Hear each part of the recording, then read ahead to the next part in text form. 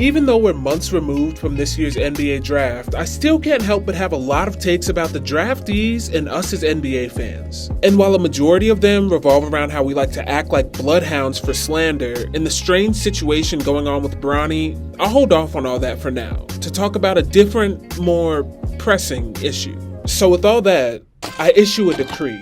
My fellow NBA fans and basketball enjoyers, I come to you with news of betrayal of the highest order.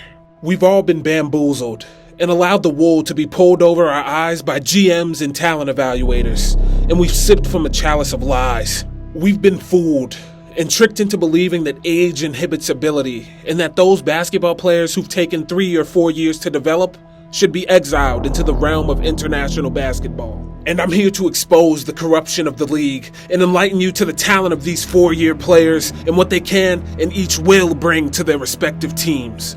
Jokes aside, the point is that a lot of the hype that seems to be missing from this year's draft class has to do with the fact that most of the players that aren't international are 4-year players who the NBA and fans seem to malign a bit too much in my eyes. So for today's video, I'm going to take a step back and talk about 3 4th-year college players that I think will be impactful straight away this season. For our first player, we have Terrence Shannon Jr. Terrence Shannon is a player that's really intrigued me since I first got a chance to see him at Texas Tech back in 2020. And from the jump, he was one of those prototypical fun guards to watch. A 6'6" lefty 2 guard that can really slash to the basket and explode at the rim, along with having the ability to heat up from 3 is really my type of player. And his game made for some extremely exciting plays during his first 3 years at Tech. He helped them to the NCAA tournament twice, and even reached the Sweet 16 in 2022 before deciding to transfer to Illinois for his final 2 years of eligibility. And it was here where Shannon really burst into his own as an explosive scorer and a legit team-leading talent at the college and potentially pro level.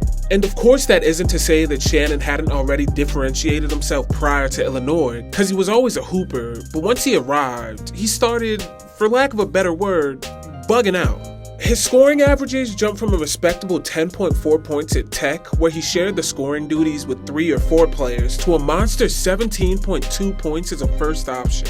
And on top of this, he was pretty efficient, shooting 44% from the field on 11 shots a game, and despite a significant drop in his 3-point percentage, this was mainly due to him taking more responsibility offensively and forcing up some tougher looks. Shannon took an even bigger jump for his 5th year, where he jumped to 23 points on better efficiency from 2 and 3 on top of taking more shots, and dealing with an off-court scandal that I am not going to touch in this video. But all of his college play aside, what stood out to me during Summer League and from watching Shannon play in college are his intangibles. As an athlete, Shannon is top tier, and while some scouts may have been turned off by a slightly underwhelming wingspan and off-court controversies, Minnesota is probably the best situation that Shannon could have ended up in.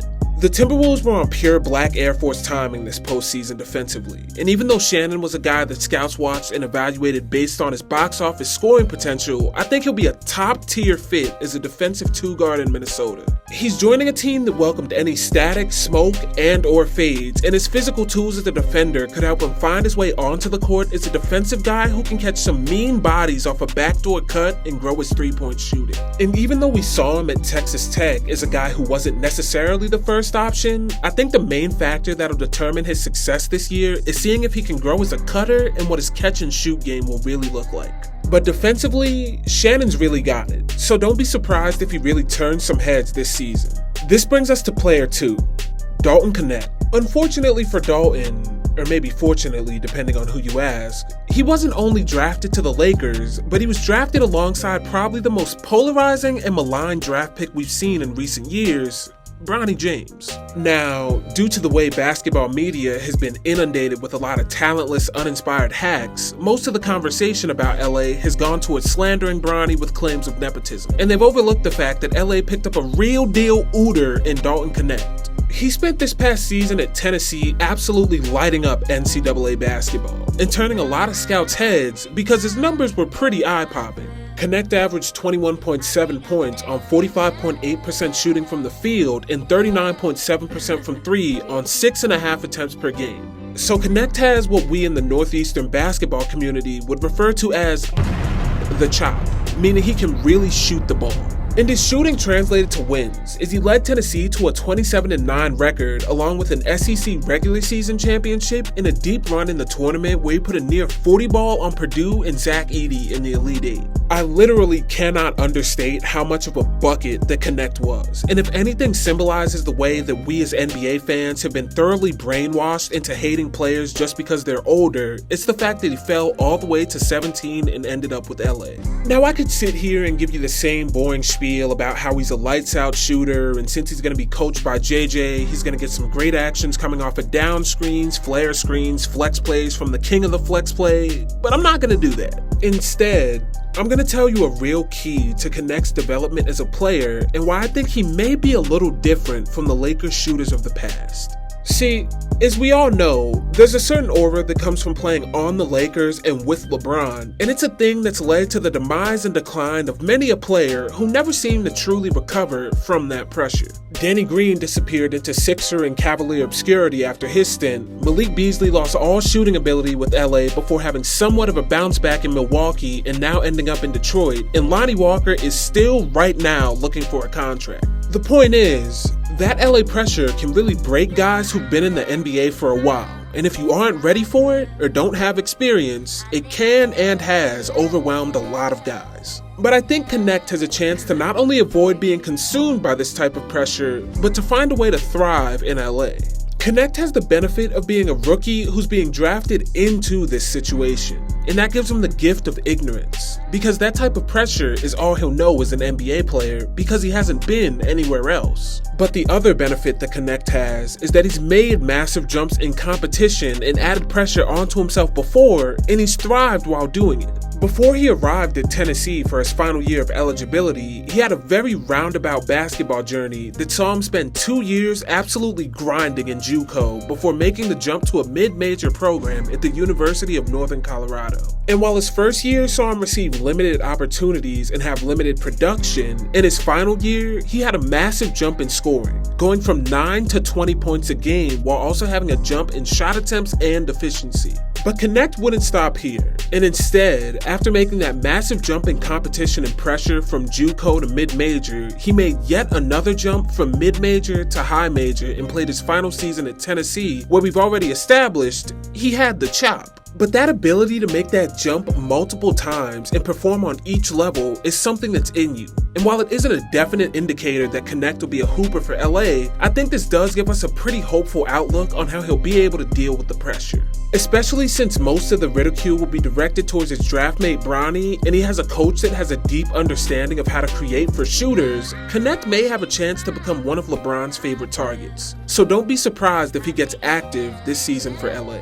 This brings me to my final player, Tyler Kolek. Oh yeah, it's time to push an agenda, and this one is going to be a scorcher. I'll be completely honest with you for a minute here.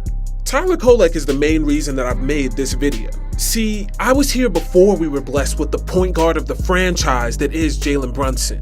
And I watched as we started chasing Randall or Frank Ntilikina, Kadeem Allen, or Elfrid Payton at point guard. And the thing about traumatic experiences like watching Elfrid Payton start at point guard for your team is that it gives you a unique appreciation for when things are good, but it also makes you keep your guard up. Like a veteran returning home from war, despite the constant reassurance that you're safe, you always have to check, just to make sure. Kolek is my reassurance, because for as much as I love and appreciate Jalen Brunson and Deuce McBride, Kolek looks like he may be the point guard I wished we had all those years ago before JB. Like Knecht, Kolek also made a significant jump in competition from mid-major to high-major, going from George Washington to Marquette for his final 3 years. And like Knecht, Kolek was also able to show up significantly in his new role.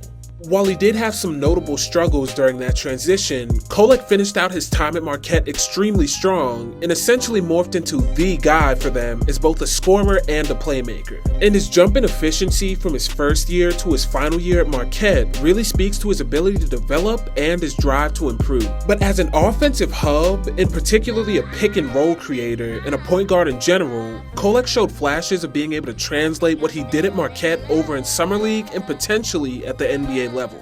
Now I will be honest, it was only flashes. Because while we all saw the 360 flashy assist he got in his 21-point, 8-assist performance against Sacramento, on the whole, his summer league performance was pretty mid. He only averaged about 9 points, and at times he really stunk it up from behind the arc. So you may be thinking to yourself, what makes this guy believe that Kolek has any shot of having an impact in the league at all, let alone as a rookie? Well, to me, Kolek has the benefit of entering a role on a team that doesn't need him to be great, and I think that puts him in a great position to succeed. Kolek likely won't spend a lot of time playing alongside Jalen Brunson, but according to Ian Begley, he has the backup PG spot secured, and he may have some opportunities to lead a bench unit with tons of offensive weapons that give him the chance to be a seamless fit as a backup PG. So that includes sharing the court with Jericho Sims, who can act as a dream lob target for Kolek, similar to his Marquette teammate Oso Ighodaro, or potentially sharing the court with one of our many 3-and-D guards and wings that could space the floor for him to potentially get to that floater or dot one of them on the perimeter. And I think the boosted talent and seamless fit will do wonders for him on our squad. So even though he was selected in the second round, I think Kolek may have a chance to be that backup PG we were desperately searching for, especially since it seems Deuce has become more comfortable taking on that 2-guard role. Regardless, just know that when Kolek touches that floor and you put those offensive tools around him and let him get active, don't be surprised if he starts looking like an orange and blue Tom Brady out there. But with all of my agenda-pushing nonsense out of the way, I've reached the end of this video. This is shaping up to be a pretty exciting class if you know which rookies to watch. And during the year, as much as your social media feeds and mainstream media are going to try and force-feed you Bronny slander content, try to keep a pulse on the other rookies out there, because there's some real bucket getters in the league right now. So that's going to do it for this one. Hopefully you enjoyed the video, and make sure to like, subscribe, and hopefully I see you in the next one.